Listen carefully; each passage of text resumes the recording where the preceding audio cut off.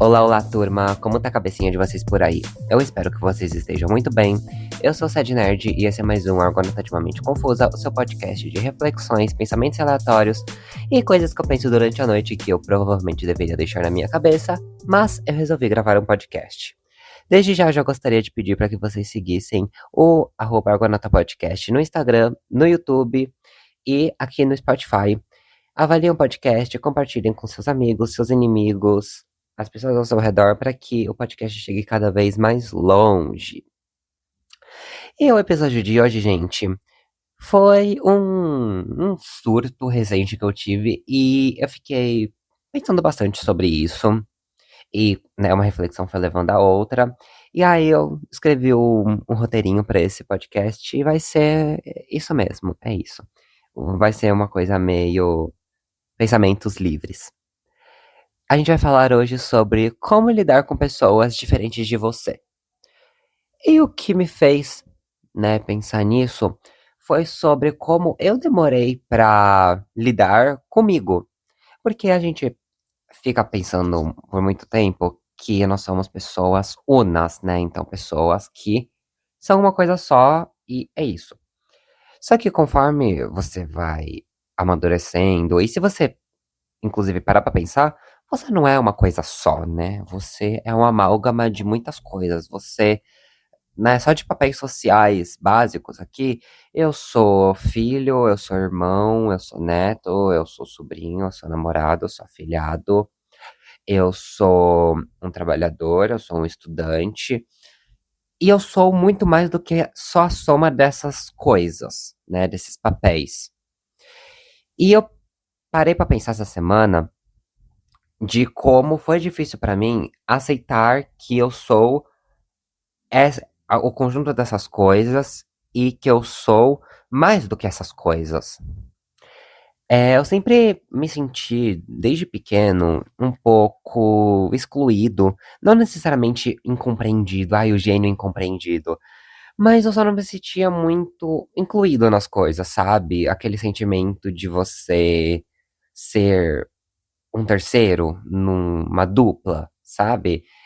De você estar num grupo de pessoas, você, tipo, sentir que os papos não batem, os pensamentos não batem, que você tá meio à parte dali. Eu tinha uma dificuldade de entender certas dinâmicas, sabe? Então, como certas ações sociais, elas são burocráticas e que hoje eu entendo. Por exemplo, eu tinha dificuldade de compreender por que que você tinha todo esse jogo de relacionamento, de assim, ai, eu não posso me mostrar interessado, tão interessado, mas eu tenho que me mostrar um pouco, mas esse jogo de desinteresse, sabe? Em que a outra pessoa também tem que mostrar que ela quer, mas ela não tá tão afim também, e vocês vão nesse joguinho, nesse toma lá da cá, em que, pum, vai rolar alguma coisa. Eu tinha um pouco de dificuldade, eu acho que ainda tenho um pouco de entender como que funciona essas dinâmicas. E eu passei muito tempo me sentindo meio excluído, sabe? De assim, pra mim as coisas pareciam um pouco simples, sabe? De assim, você quer, eu quero, acontece. E não só nessa dinâmica de relacionamentos, mas parece que e parece não, né? A sociedade ela é burocrática nessa questão de sociabilidade em que você tem que fazer certos joguinhos, agir de uma certa forma para que as coisas aconteçam, não necessariamente de uma forma que você quer, mas da forma como elas precisam acontecer, né? Então, assim, sei lá, você vai no aniversário de uma pessoa, aí você tem que pensar a roupa, aí você tem que pensar o presente que você vai dar pra ela, se ela vai gostar do presente, como que você vai ser lido com esse presente, como que você vai ser lido pela roupa com que você vai, o horário que você vai chegar, que você não pode chegar tão cedo, mas você também não pode chegar atrasado. Tem que ser Ah, a pessoa falou que você chega às 7, mas a pessoa não quer que eu chegue às 7, ela quer que eu chegue. Se ela falou às 7, eu tenho que chegar às 8. Sabe, esses joguinhos que a gente todo dia tá fazendo um pouco, sabe? Que a gente sempre tem que estar lendo o nosso ao redor. Bem essa coisa, né? Read the room. Então, leia o quarto que você tá, leia as pessoas e como que a gente vai agindo em relação a isso. Eu tinha um pouco de dificuldade de entender como essas coisas elas são complexas. E conforme eu fui crescendo, isso se torna um aditivo quando você começa a lidar com pessoas muito diferentes de você, né? A socialização primária, né, em casa, e depois a gente vai pra escola, tá? E você tem que lidar com pessoas que não possuem o mesmo pensamento que você, não possuem a mesma criação que você, e você tem que aprender a negociar ali o seu espaço, né? Se sentir minimamente incluído. Só que eu me sentia meio esquisito, sabe?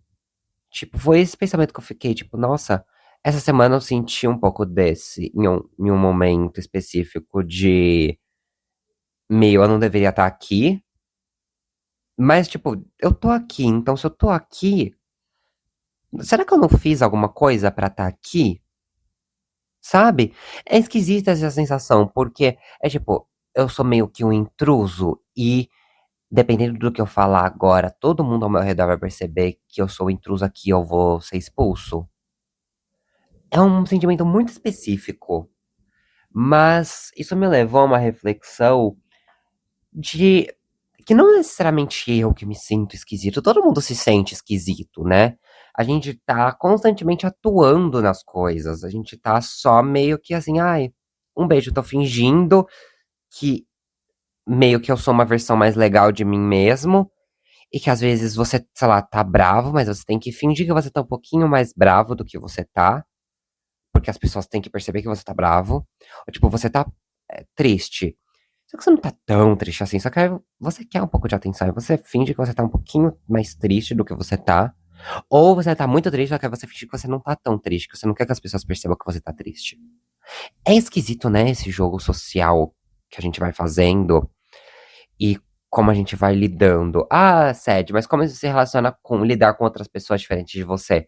É exatamente essa dinâmica que, na minha cabeça, pode parecer muito claro o que eu tô falando aqui, mas tem gente que vai olhar e falar: mas que maluco, que papo de doido. E eu acho que é isso, entendeu? A gente vive em sociedade, a gente tá meio que falando um papo de maluco pra alguém que a pessoa pode te escutar, pode te entender, ou não. A pessoa pode falar: ai, que merda. Odiei a sua opinião, você, ó, não sabe falar é nada. Ou alguém fala, nossa, divo, me identifiquei tudo.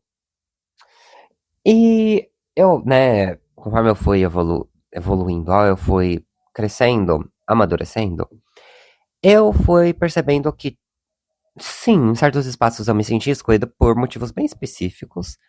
E assim, gente, né, se você é uma pessoa LGBT, por exemplo, como eu, e aí, pessoas que não são desse grupo talvez achem que esse momento é um momento mimizento, mas mimizento, isso, são dois mi só.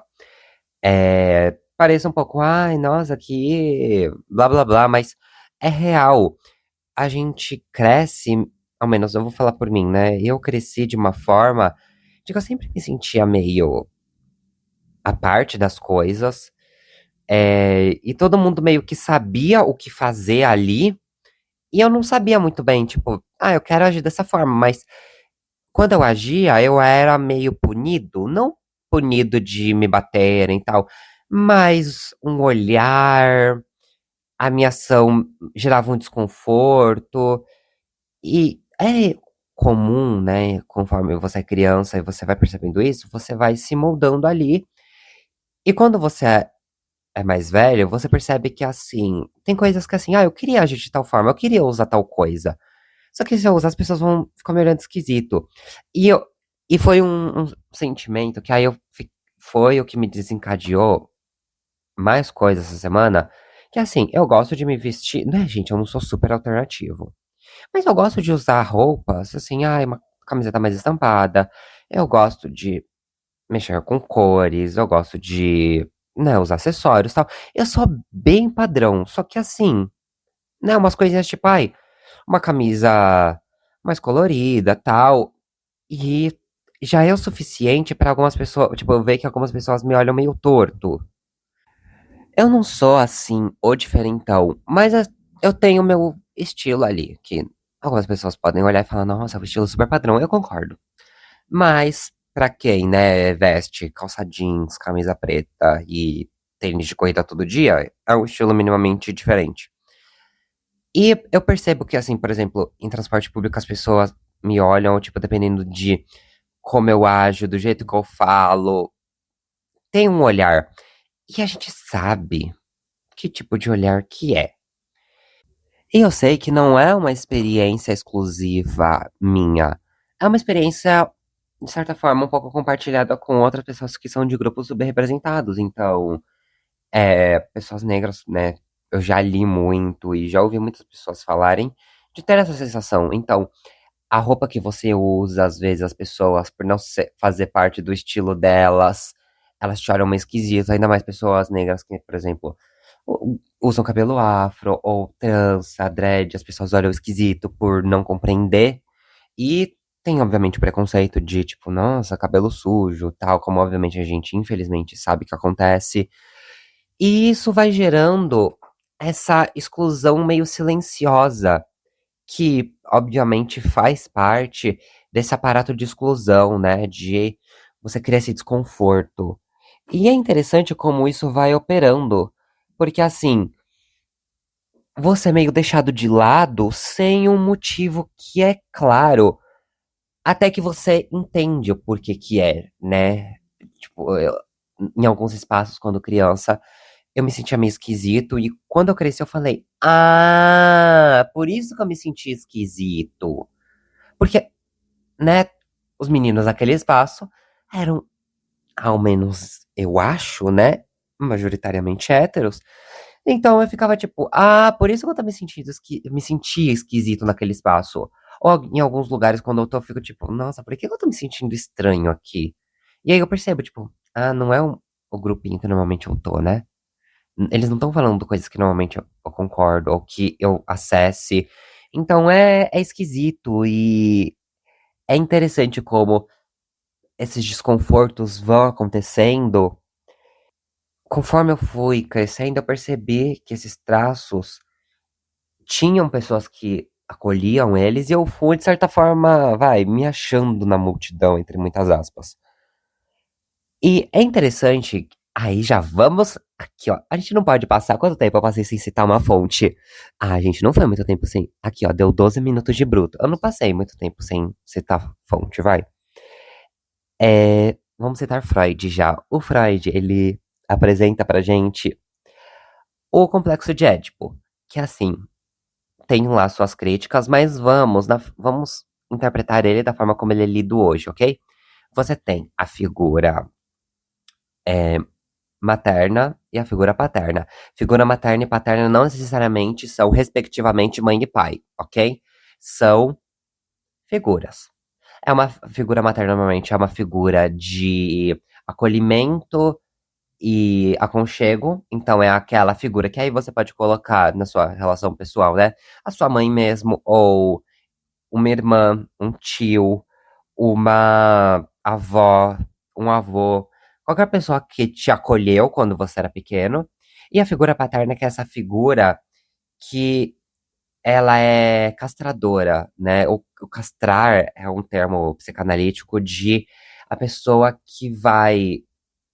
Vamos lá, historinha básica, né, do complexo de Édipo pra Freud. Você é um bebezinho e você tá lá com a sua mãe. Ai, mãe, eu te amo tanto. Nossa, você é a pessoa mais especial do mundo. Aí chega uma pessoa e fala: Olha, ela não é só sua mãe, não. Ela é minha esposa. Você fica tipo, uai, mas pra mim ela era minha mãe só. O que que você tá tirando ela de mim? O que que você tá compartilhando o tempo dela comigo? Ela é só minha. E aí você percebe que aquelas duas pessoas, elas estavam juntas muito antes de você chegar ao mundo. E aí você tem essa experiência de ser um terceiro numa relação de duas pessoas. É esse mais ou menos as linhas gerais do complexo de Édipo. Só que aí, obviamente, não tá restrito e estrito na figura do homem e da mulher, do pai, mãe, em relação heterossexual, enfim. Críticas já foram feitas a esse modelo, a questão é que o modelo ele é um modelo de exclusão, né? É você se sentir o terceiro. É você ter lá as meninas malvadas lá, as três meninas, e você ser a terceira. Sempre vai ter, eu tenho essa percepção, no triozinho, sempre vai ter duas pessoas que se dão melhor.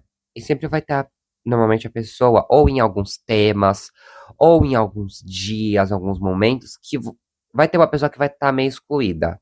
Não deliberadamente, porque quiseram, mas por N motivos ela vai se sentir ou ser levemente apartada da situação. E aí pode ser em um assunto específico ou numa situação específica, enfim. Mas a gente conhece o sentimento de ser uma parte, de se sentir fora daquela situação. E no final, a gente acha que quando a gente cresce, a gente ficando no mesmo grupo vai fazer com que a gente se sinta menos excluído e que a gente vai saber lidar mais fácil com aquelas pessoas e os conflitos que vão ser gerados naquele grupo, né? Então, assim, ai, eu me senti acolhido na comunidade LGBT. Só que não necessariamente a comunidade LGBT ela é pacífica. Ela tem as suas discordâncias, porque afinal ela é feita de seres humanos. E, né, seres humanos são, por natureza, seres múltiplos, seres diversos. A gente é, né, cada um tem a sua digital, cada um tem o seu DNA. Então a gente é biologicamente já diferentes um dos outros. Claro que tem os casos dos gêmeos, enfim, mas ainda mais gêmeos, por mais biologicamente próximos que eles sejam, ainda eles têm todas as diferenças psicológicas que aquilo gera. Então, os seres humanos são, por natureza, seres totalmente divergentes uns dos outros. E aí, obviamente, a gente tem as categorizações sociais, então você tem diferenças étnicas, diferenças de gênero, diferenças de orientação sexual, diferenças de nacionalidade, diferenças de textura de cabelo. Entenderam? Você tem uma multiplicidade enorme nisso. E mesmo em grupos que têm alguma aproximação, você tem um total distanciamento, porque não necessariamente porque aquelas pessoas, por exemplo, você tá num grupo de pessoas negras que você vai ser totalmente acolhido, porque até naquele grupo tem uma diversidade. E é interessante como isso funciona, porque é muito mais provável que quando você esteja num grupo subrepresentado, né, numa minoria social, você encontre pessoas que estão mais feridas e mais se machuquem do que pessoas que se abraçam. E infelizmente eu vejo isso muito na comunidade LGBT, e isso eu comecei a ampliar a minha percepção ouvindo o Pod Gay, que é apresentado pelo Jonah e o Lucas. São dois psicólogos, é um podcast muito legal. Ele, inclusive, já tá há uns bons anos já no mundinho podcast. E eles falam muito isso de como você tem embates dentro da. No caso, eles falam muito da comunidade gay, né? De homens gays. Mas a comunidade LGBT no geral, ela é composta por pessoas que são já estão feridas por si só, sabe? Então você tem um homem, por exemplo, um homem gay, que ele cresce a vida inteira com esse estigma, e aí ele tem contato com outro homem gay ou um homem bissexual, que também já cresceu ferido. Então você tem uma relação que já é muito mais complexa, porque você tem duas pessoas que já estão muito machucadas, tentando lidar com alguma coisa que normalmente é o motivo com que elas foram feridas, pelo qual elas foram feridas, né? Você tem muitas vezes relações reativas com algumas pessoas da comunidade que você acha que vão ser acolhedoras com você, e muitas vezes você encontra certa hostilidade. Eu tô dizendo que a comunidade LGBT é hostil? Não. Mas você encontra hostilidade lá dentro, assim como você vai encontrar em qualquer outra comunidade que você acha que assim, ai, todo mundo vai sair se abraçando e tal, vamos lá, vamos juntos. E não é bem assim. porque você tá lidando com pessoas que já são oprimidas, então as pessoas já estão meio com um pé atrás, muitas vezes, em se relacionar. E é interessante como esses grupos, né, pessoas negras, LGBTs e mulheres aqui principalmente, são ensinados a que só uma pessoa desse grupo vai alcançar o topo, né? E quando essa pessoa alcança, as outras pessoas devem olhar ela com certa inveja. Então, tipo, é muito comum você ter, né, a clássica rivalidade feminina.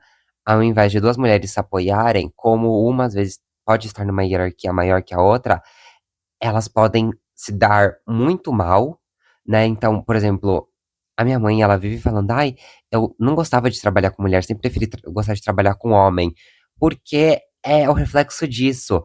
As mulheres, elas, principalmente na época, né, minha mãe, ela trabalhou por 30 anos num banco, então 30 anos atrás era muito mais hostil, né, esse pensamento de você tem poucas mulheres em cargos de liderança, principalmente, então quando você tem uma mulher lá, a outra que tá lá, ela não vai pensar em: "Ah, um dia eu posso estar no lugar desse homem". Eu quero estar no lugar dessa mulher". Então você não vê como uma inspiração, você vê uma pessoa que você tem que derrubar. Isso é comum em muitos outros casos, né.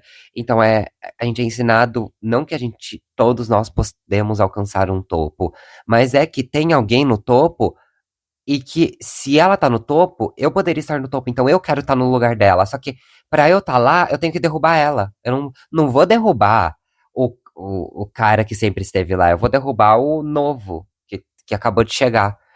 E é tenso como isso funciona, porque essa dinâmica de você se recusar a querer ajudar aquela pessoa, ou querer ser ajudado por aquela pessoa, e se acolher e falar: "Não, beleza, vamos junto, né, a juntos a gente vai conseguir fazer alguma coisa melhor", e realmente virar os olhos para o que ambos estão lutando contra, e às vezes é só engolido por isso e tá se digladiando lá por alguma coisa que não faz sentido.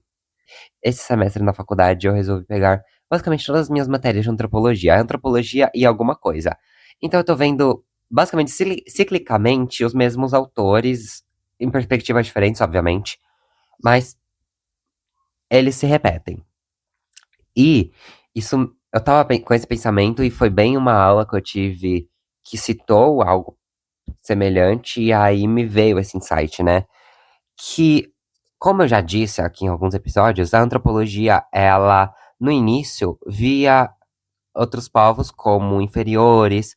E, por exemplo, esse pensamento ele se manteve na antropologia social britânica, que é uma das grandes vertentes da antropologia. Você tem basicamente a antropologia culturalista estadunidense, a antropologia estruturalista francesa e a antropologia social britânica.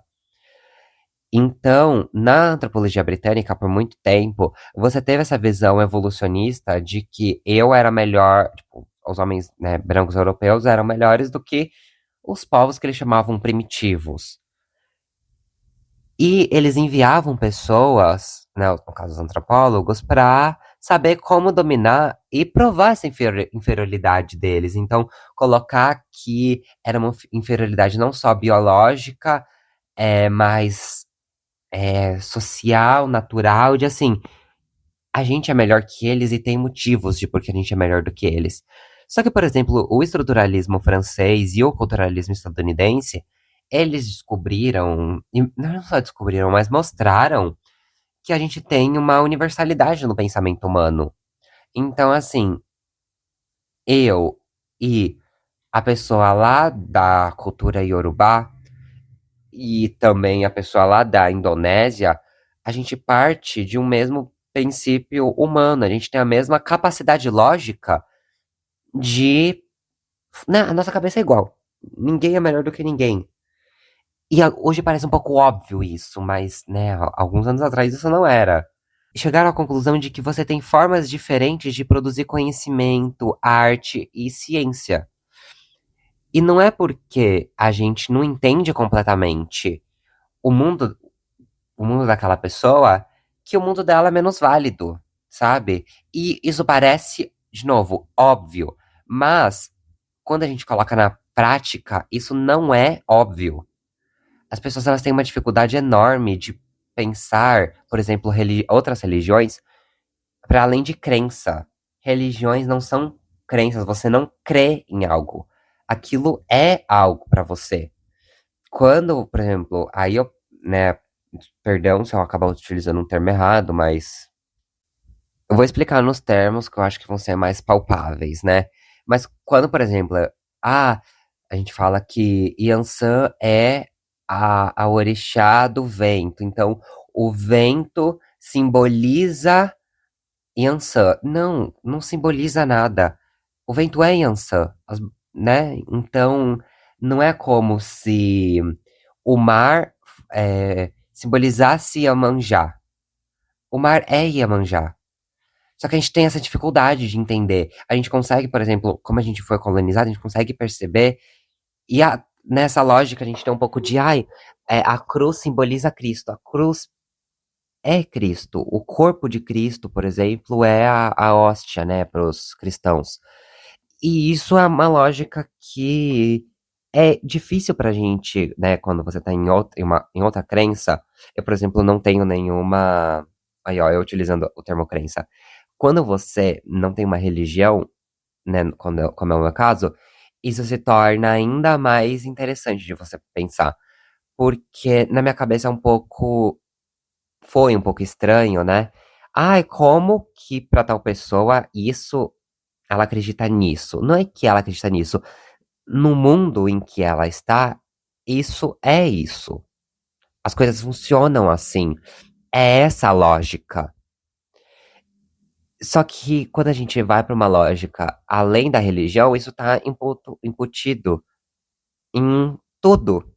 Então, na minha cabeça, as coisas funcionam de uma forma, mas na cabeça da minha irmã, por exemplo, as coisas funcionam de forma muitas vezes semelhante, mas não necessariamente uma coisa vai ser igual à outra.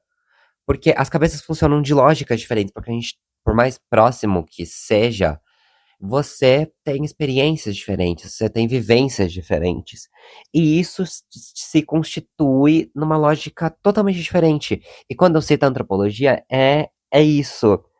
A gente teve por muito tempo uma ciência que pensou que tudo que era europeu era melhor, único, exclusivo, que era detentor da verdade. E essa lógica, na verdade, é só uma lógica colonialista de dominação. Porque basicamente a gente domina quando a gente tira a humanidade daquilo, a gente tira a capacidade de ter empatia por aquilo. A gente começa a ver o outro e o que a gente vê no outro, na verdade, é algo que quer dizer mais sobre nós do que sobre o outro. Por exemplo, tem um livro, né, muito famoso, que é Orientalismos, que é do Eduard Said. Ele é palestino e ele escreveu sobre como você tem uma construção do imaginário sobre o Oriente. Quando a gente pensa Oriente, a gente pensa em deserto, a Naja, né, subindo da cestinha, mulheres de véu, homens de barba e, e roupas específicas. A gente pode pensar em luxo, em dinheiro, em riqueza, em Ixalá, ouro, em canela, em cravo, especiarias, em calor. Então a gente tem esse imaginário que, vamos ser honestos, não é a realidade. O Oriente, ele é muito. Quando a gente pensa ainda Oriente, a gente muitas vezes pensa. Algumas pessoas, quando eu falo Oriente, podem ter pensado, por exemplo, no Japão, na Coreia. Só que a gente coloca tudo numa grande caixa, Oriente. E é exatamente isso que o Said fala, de quando o Ocidente, né, principalmente a Europa, cria essa figura do Oriente, isso diz muito mais sobre a Europa do que sobre o Oriente. Porque não foi o Oriente que criou uma imagem de si mesmo, foi outra pessoa que criou. E aquilo foi se criando uma convenção, todo mundo foi acreditando, e no final virou isso. Então, é muito interessante que isso cria uma lógica de dominação, porque quando eu coloco que aquela pessoa está muito distante de mim, ao invés de eu querer me aproximar dela, eu penso que eu quero destruir ela. Isso é uma lógica muito clara europeia, né? De todos essas centenas de anos de dominação.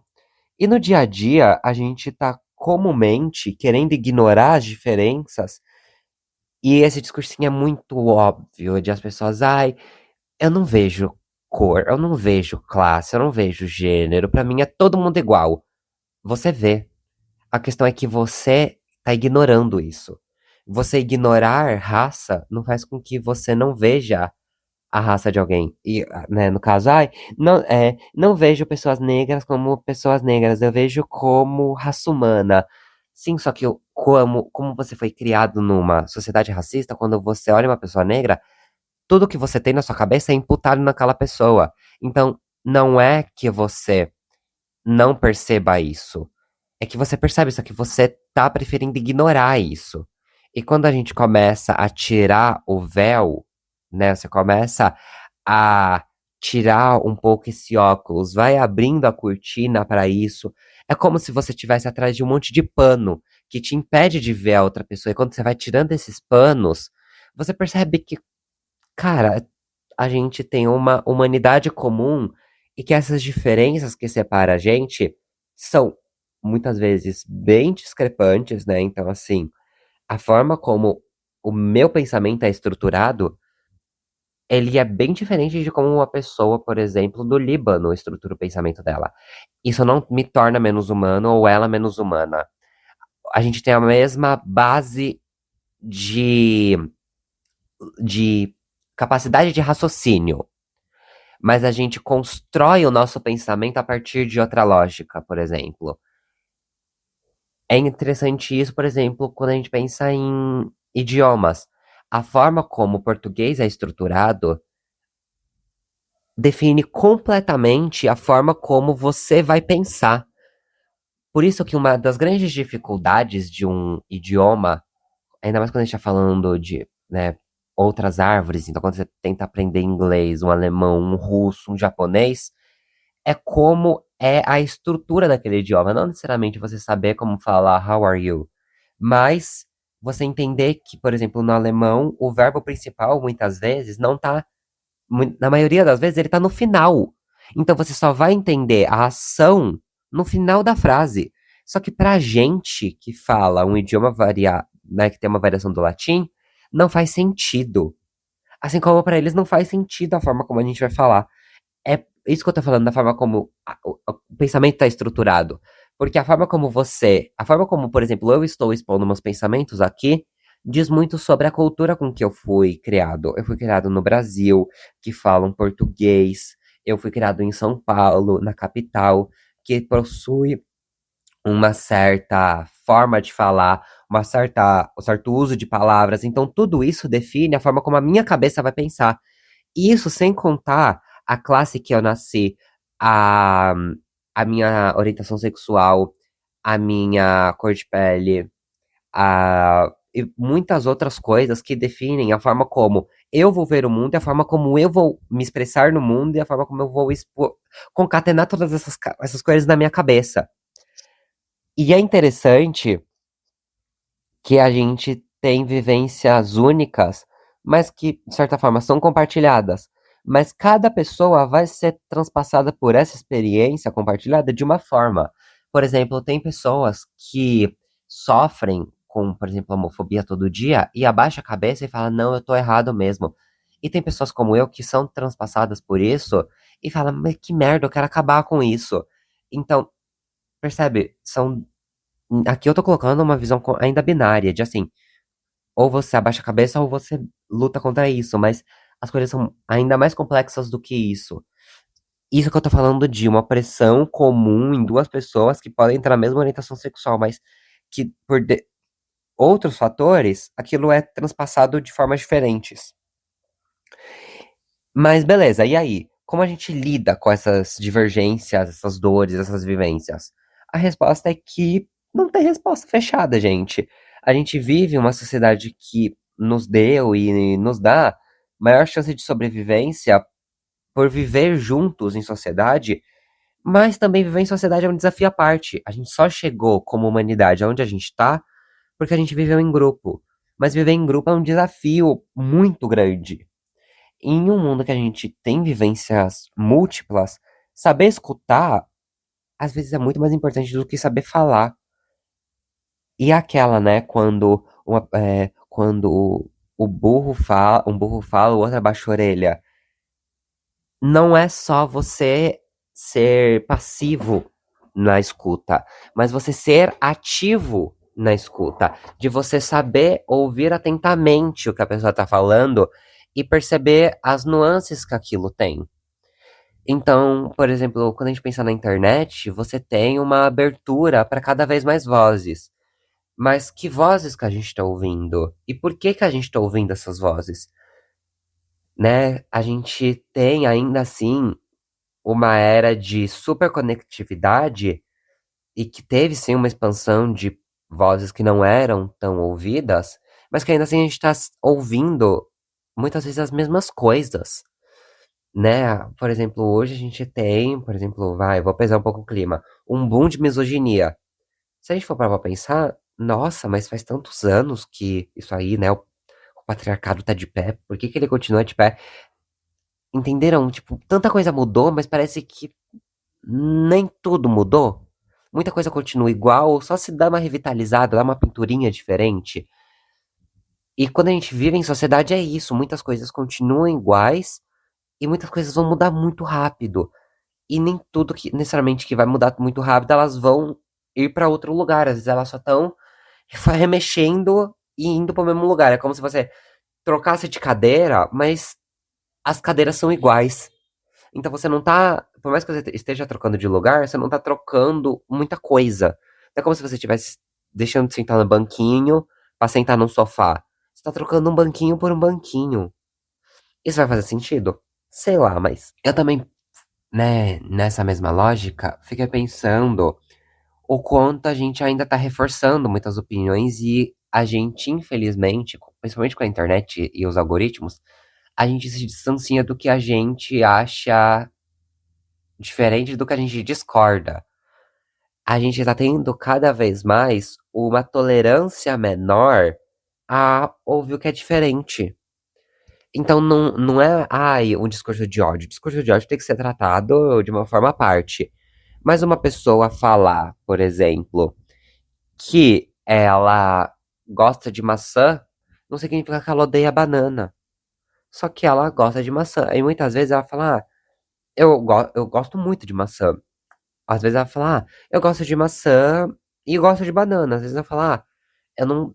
Nossa, não gosto nada de banana, eu prefiro muito mais maçã. Pra mim, maçã é a melhor fruta.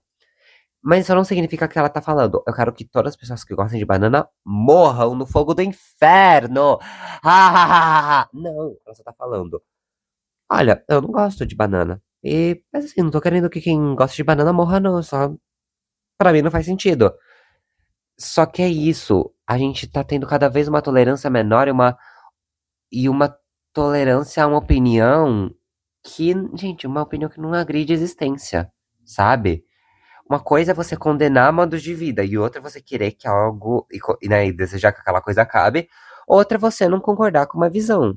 Uma coisa é você falar, ai, gente, olha, não acho, sei lá, não acho que quem usa jaqueta no calor não usaria jaqueta no calor. Acho jaqueta no calor, uó. Nossa, fico assim, ai.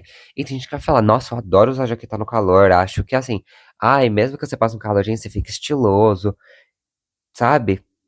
E ainda mais nós mesmos, a gente muda de opinião. Por exemplo, há um tempo atrás, eu odiava usar regata. Hoje, eu uso e eu me sinto bem usando. Mas isso tem a ver, obviamente, com N motivos, né? Mas antes eu falava, ai, não entendo quem sai por aí sem camisa, quem fica sem camisa, quem fica usando regata, ai. E hoje eu falo, nossa, gente, como era, sabe, tipo assim, dado o meu contexto, fazia sentido pra mim, mas hoje não faz mais, eu não condeno mais.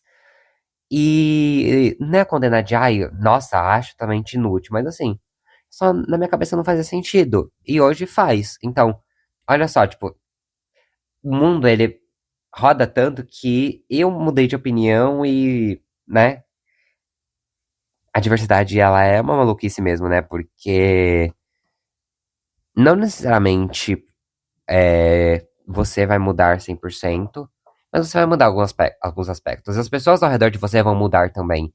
Então você tem que lidar não só com pessoas que são diferentes de você, mas você tá mudando a cada segundo e as pessoas ao seu redor estão mudando a cada segundo também. Então você não tá lidando sempre numa constante necessariamente. Você tá sempre lidando com mudanças. E é interessante porque a gente, como sociedade, tende a falar que, ai, não gosto muito que as coisas mudem, né? A gente tem essa coisa de condenar quando alguma coisa passa muito rápido, de A para B, quando mudanças são muito abruptas. Mas a questão é que a gente só ignora que a mudança acontece, porque as coisas estão acontecendo, o mundo tá girando, as coisas estão mudando e nem você tá parado. Você também tá mudando. Um outro ponto que eu acho muito interessante é como certas coisas podem ser muito importantes e essenciais para outras pessoas e inúteis para você, ou vice-versa. Tem, por exemplo, para certas pessoas, casar é um sonho. E tem outras pessoas que acham casar um gasto de dinheiro, sabe? Ela fala, mas que besteira. E tem gente que entra no meio termo de assim, ai, quero fazer alguma coisinha, mas não quero gastar um puta dinheiro nisso. Eu quero fazer só alguma coisinha pra celebrar. E percebe como nem tudo é, né? Obviamente, eu vivo falando isso aqui, nem tudo é preto no branco. Você tem nuances no meio disso. Mas o importante é você entender que existem espaços, existem principalmente limites das pessoas. Então, você tá lidando com pessoas cotidianamente que são muito diferentes de você e que vão ter outros limites, vão ter outras tolerâncias para as coisas. Então, por exemplo, tem certas pessoas que acham deboche uma coisa insuportável e tem pessoas como eu que amam deboche. E tem gente que vai ter uma tolerância maior para deboche, tem gente que não vai ter tolerância nenhuma. Tem gente que vai só falar sendo debochado. E tem gente que vai ter que lidar com essa pessoa super debochada e vai falar, nossa, acho um porre, eu odeio ela. E no final é uma multiplicidade tão grande, né? E, eu tô cada hora citando uma coisa, mas imagina em tudo isso, em tudo a todo lugar ao mesmo tempo, sabe? São coisas simultâneas que não se excluem. São perspectivas e vivências que elas podem e, né, claro, devem coexistir. É cada um entendendo o espaço e claramente respeitando. Só que é interessante, né, que a gente não pode cair nesse clássico discursinho de inclusão, respeito. A gente precisa ativamente e constantemente estar revisitando as nossas próprias perspectivas e avaliando condutas para que a gente não é, replica no outro alguma coisa que é problemática e violar limites das pessoas e o respeito pelas outras pessoas. Que quando a gente fala, ai, respeitar, tal, gente, é uma tarefa muito difícil. Você está lidando com pessoas que podem ter perspectivas opostas à sua, ou que em algumas coisas concordem com você, em outras discordem completamente. Pessoas que são do mesmo grupo racial que o seu, pessoas que vivem do lado, na sua casa, do lado da sua casa, pessoas que você, sei lá, achou que você sempre concordava em tudo e no final você descobre que uma coisa diverge, ou pessoas que você sempre achou que ia divergir, e no final você descobre que elas têm muito mais semelhanças do que você achava. A gente tá sempre entendendo o quanto as coisas são diversas e as pessoas são múltiplas. E esse discursinho clássico de inclusão e respeito, ele é importante, mas ele não abarca toda essa complexidade que eu tô falando aqui pra vocês, né? Toda essa necessidade que a gente tem de cotidianamente, e sim, é um processo cansativo de revisar discurso, de se policiar e constantemente aprender. Esse processo ele não é fácil e não é intuitivo. É você estar sempre pensando, será que o que eu tô falando pode estar machucando essa pessoa? Poderia machucar outras pessoas? Será que o que eu tô falando é legal? Será que o que eu tô pensando é legal? Será que se outras pessoas pensassem que nem eu, onde a gente estaria? É um pensamento que a gente parece muito óbvio, tipo assim, ai, eu nunca falaria alguma coisa racista, mas algumas coisas podem passar pela nossa cabeça, por exemplo, que quando você tá lidando com a diferença ali no dia a dia, pode passar despercebido, mas que quando você para pra pensar, você fala, nossa, por que que eu tô pensando isso? Eu não deveria estar pensando isso. E lidar com a diferença é constantemente você tá tendo que se colocar nesse debate interno de a cada palavra que sai da sua boca você pensar, nossa, mas isso não foi legal. Gente, esse episódio tem o quê? 12 episódios? E eu já tive que regravar algumas coisas porque eu falei, nossa, na hora pra mim fez total sentido, mas depois eu percebi que eu não falei alguma coisa legal, que aquilo sou esquisito, que eu tava me contradizendo. E isso porque é um podcast de reflexões, e eu às vezes me contradigo muito, aí eu vou lá, tiro essa parte ou regravo. Porque é isso, tipo assim, eu ainda tô tendo o privilégio aqui de me gravar e me escutar depois, que eu que edito isso aqui. Mas, quando você tá ali no cotidiano, gente, às vezes você fala um negócio e você fala. Na hora, às vezes você pensa, tipo, horas depois você pensa, nossa, não deveria ter falado aquilo. Ou na hora alguém fala, nossa, não deveria ter falado isso daí só o mal. E no final, gente, você viver em sociedade, ainda mais sociedades complexas e diversas como a nossa, é difícil. E um ponto muito interessante que esse discursinho da inclusão cai muito é o discursinho da empatia. Se coloque no lugar dela por 5 segundos e você vai entender a verdadeira história por trás dela. E, gente, se colocar no lugar de outra pessoa, o famoso se eu fosse você, gente, ai, se eu fosse você, você não é. A questão é que você não é e você nunca vai ser que nem eu. Você nunca vai estar no meu lugar. A gente acha que se colocar no lugar da outra pessoa é você ser aquela pessoa. E não! Você se colocar no lugar daquela pessoa é você se imaginar estando naquela posição, tendo passado por tudo aquilo que aquela pessoa passou, não estando na cabeça dela, mas sendo ela. É tipo, tá, se eu fosse essa pessoa, se eu tivesse passado por tudo que ela passou, se eu tivesse ouvido tudo que ela ouviu, se eu sentisse tudo que ela sente, o que eu faria? É uma resposta que não tem resposta. Essa questão, tipo, não tem como, a gente nunca vai conseguir se colocar no lugar da outra pessoa. Porque cara, o nosso cérebro de macaquinho ansioso não permite isso. A gente nunca vai saber como é usar usar aquele corpo, estar naquele corpo, naquele momento, naquele espaço, ter vivido tudo aquilo. A gente tem essa falsa sensação de quando a gente calça os sapatos do outro, que vai dar o mesmo pé, sabe? É que nem você querer, vou me colocar no lugar daquela pessoa. Só que você não cabe no lugar daquela pessoa. E eu não tô falando de, não cabe. É que nem aquela pessoa usa 35 e eu uso 40. Eu não vou conseguir vestir o sapato 35. Porque eu não caibo naquele sapato, entendeu? Tipo, é a mesma coisa. A pessoa que veste 30, usa 35 vai querer vestir o sapato 40. Não vai caber. Agora imagina isso, cada um tendo um número de sapato. Uma pessoa tendo. Uma pessoa calçando 41 e outra calçando 48. Não vai dar certo. A gente, de novo, acha que usando, a gente se colocando no sapato do outro, que vai dar o mesmo pé. Não vai dar o mesmo pé, gente. Você não vai sentir os mesmos desconfortos, você não vai ter a mesma vivência que aquela pessoa. E é interessante, né, que a gente acha que, ai, tive empatia por ela. Você não teve acesso aos mesmos traumas, paranoias, felicidades, tristezas, vivências, amores, ódios que aquela pessoa viveu. As coisas batem diferente em cada um, porque cada um é único. E beleza, apresentei toda essa complexidade, mas tá.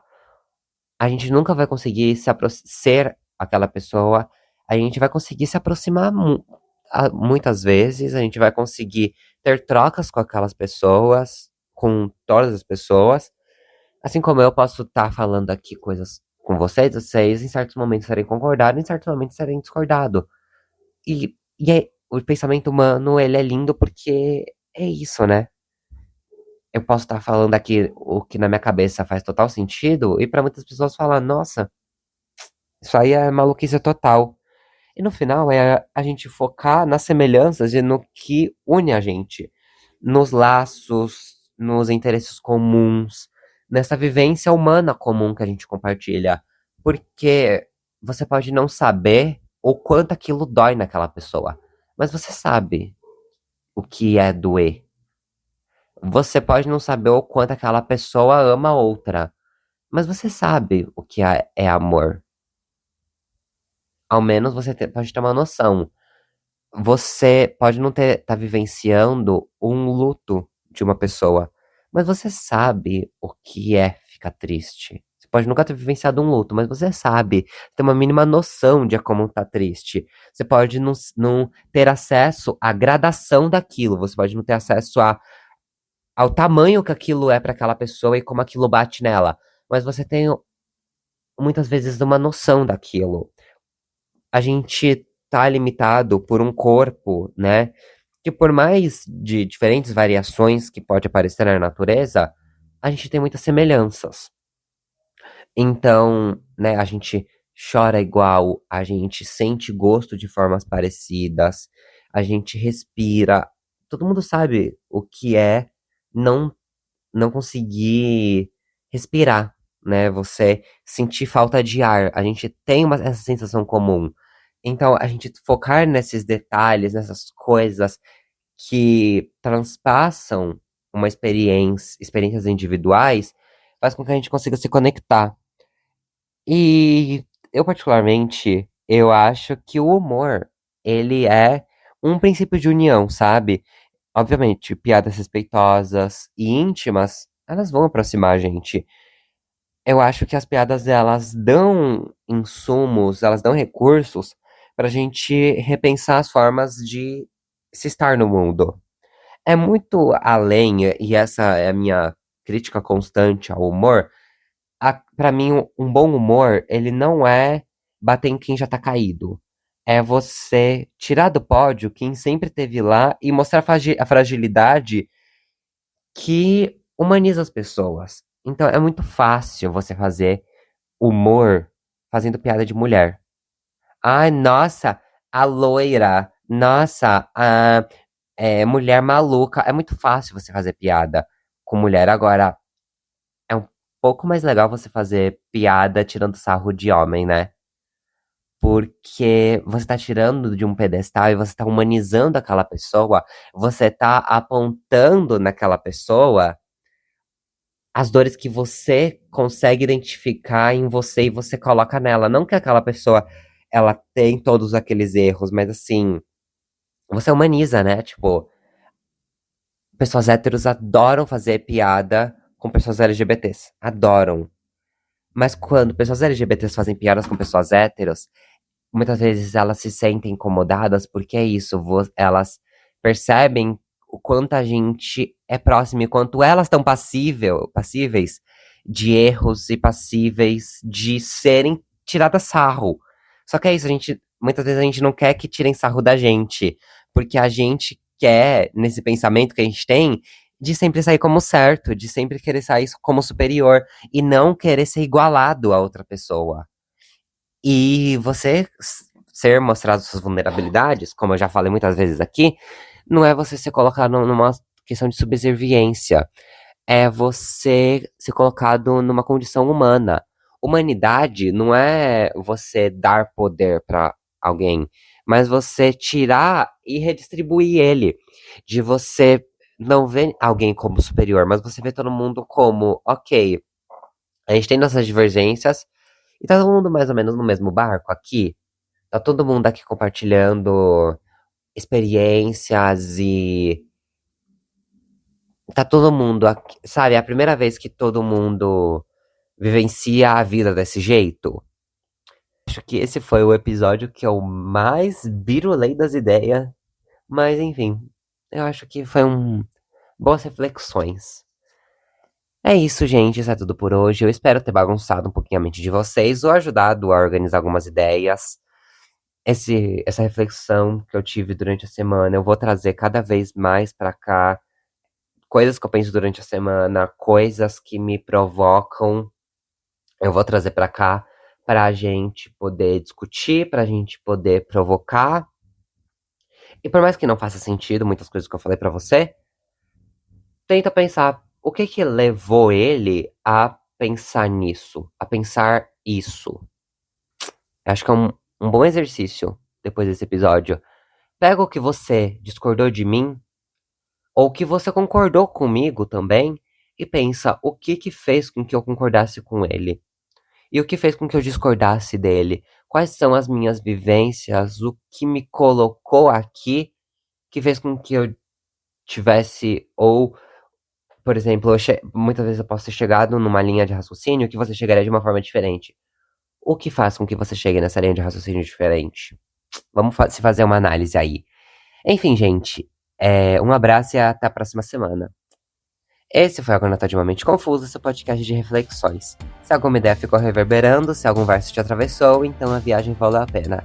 A gente se encontra na próxima travessia. Até a próxima semana, gente. Tchau, até lá. Boa semaninha pra vocês.